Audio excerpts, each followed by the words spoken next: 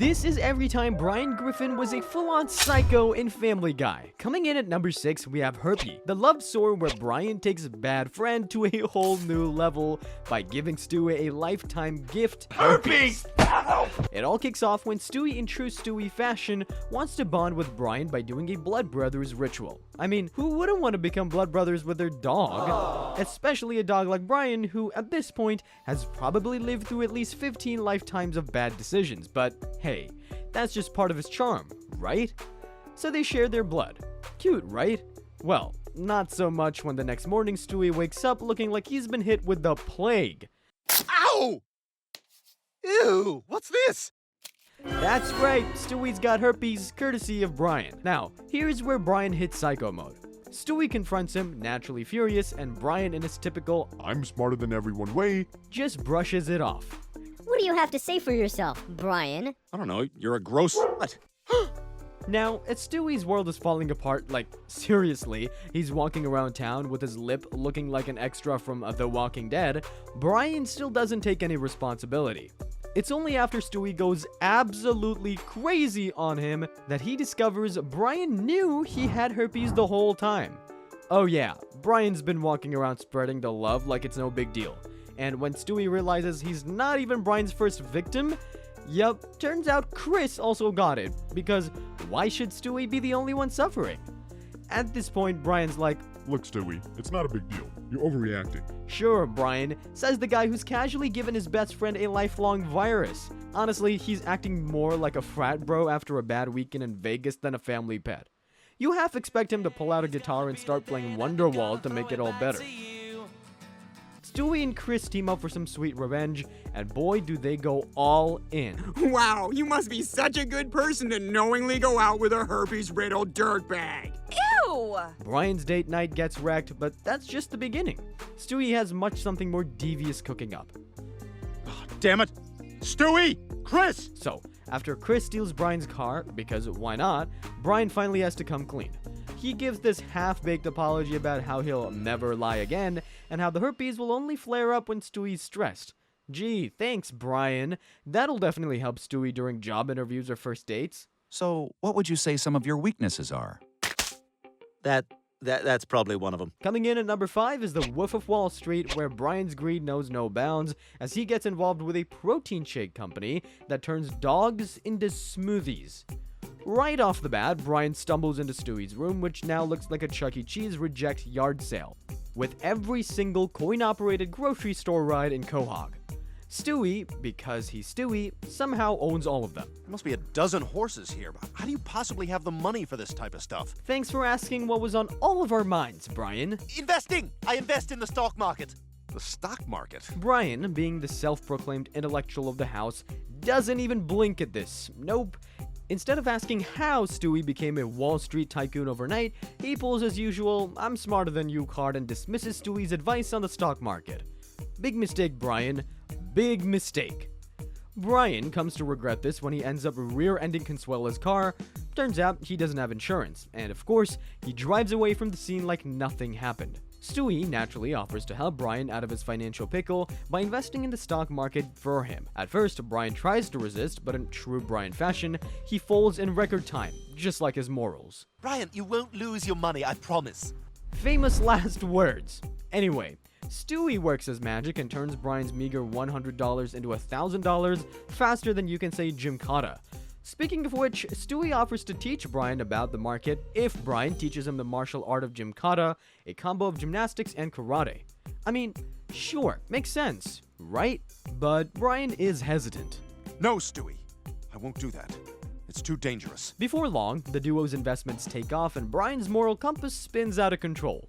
Instead of donating his newfound fortune to cancer research like he originally promised, he rents a Ferrari.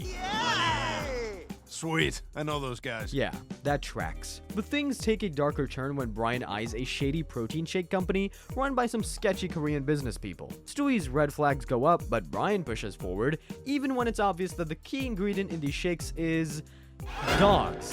Yes, dogs, and the dog himself is cool with it. Brian, let's get out of here. What do you mean? I'm taking a meeting. This company's worth a fortune. Brian's moral bankruptcy reaches new heights as he still agrees to invest, fully knowing his fellow canines are getting blended into smoothies. I guess the thought of doggy protein shake didn't sit too well with Stewie because he pieces out, leaving Brian to fend for himself in this dog-eat-dog, literally, situation. And what happens next? Brian ends up chloroformed and locked in a cage, ready to be served up as someone's post-workout snack. Stewie sets out to rescue his furry friend.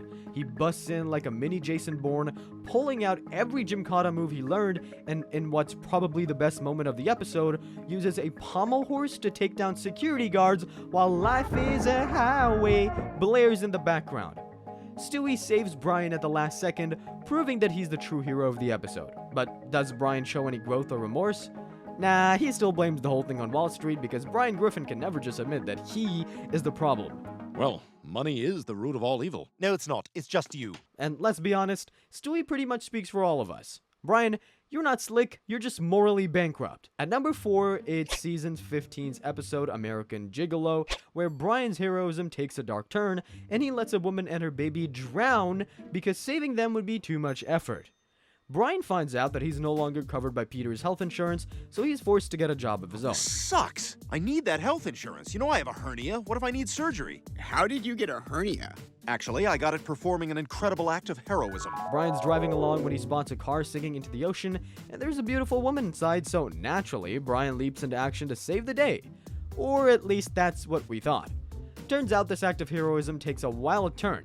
Just as Brian is about to save the woman, she mentions, "Let me just unstrap my baby!" And what does our hero do? He accidentally, lets the car slip right into the ocean. I mean, you've got to give him credit for being consistent. Brian's solution to an innocent child being in danger is basically to shrug it off and just let them both drown. In season 10's Lego My Mego, we see Brian in one of his most unhinged moments. As Stewie and Brian team up to save Meg from kidnappers in Europe, things take a wild turn when Stewie hands Brian a gun. At first, Brian hesitates because, let's be honest, this dog usually prefers sipping martinis over handling weapons.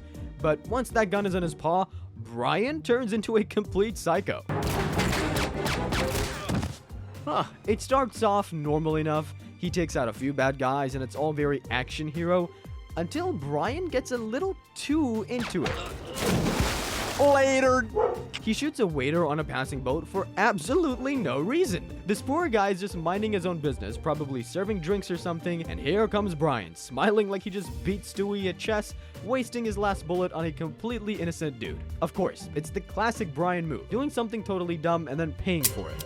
The psycho part isn't just shooting the random guy, but the fact that he runs out of bullets right after, leaving himself defenseless when the actual bad guys show up. Into Fat Air lands at number 2, where Brian's hunger gets the best of him, and he casually suggests eating a frozen body to survive.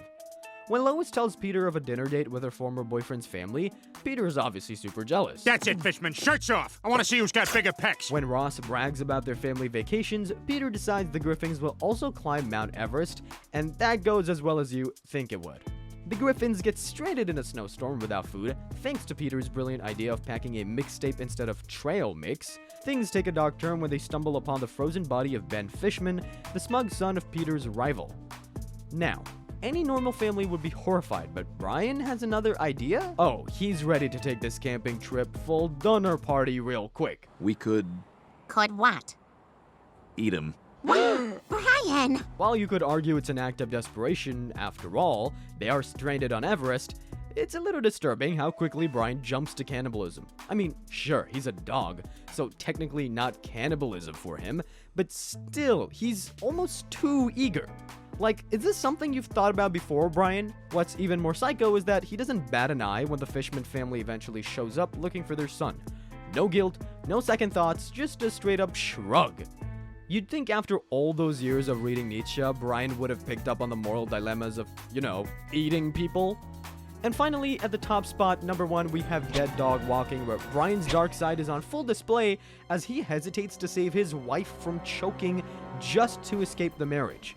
After marrying Jess, a woman with cancer, Brian's initial sympathy quickly fades once her cancer is cured.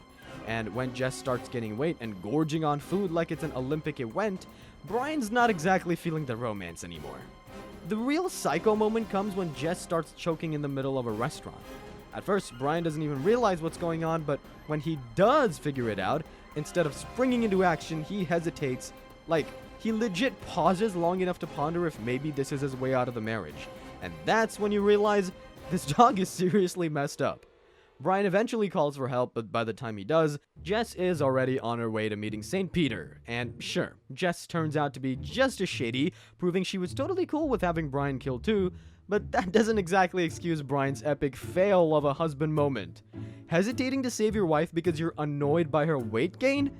If you like this breakdown, hit subscribe for more episodes.